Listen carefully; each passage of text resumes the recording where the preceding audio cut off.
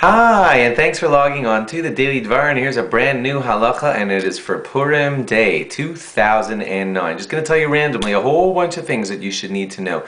Remember that if you miss a word during the reading of the Megillah, you can always just quickly say it, even if you're reading out of a not kosher Megillah. You can say some, just small amounts of words that you miss here and there. Remember that at the reading of the Megillah, most shuls will set up a special little area for you to donate machzis hashekel.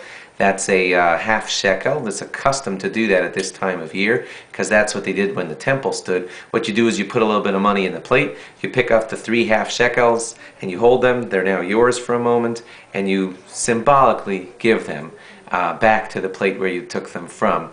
That's what you do on Purim Day. The Purim Seuda should be eaten late on Purim Day, but while it's still daytime, like 5 or 6 in the afternoon, and then it stretches into the evening hour till when Purim is actually over.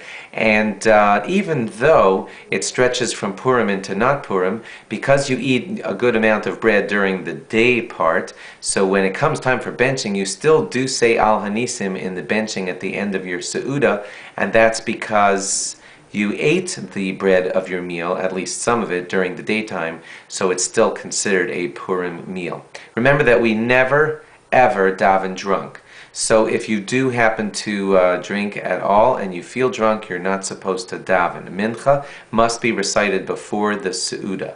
Marav must be recited late at night if you were intoxicated, so that when you say Marav, it's totally with a clear head. Interestingly, though, benching always has to be within 72 minutes after you eat.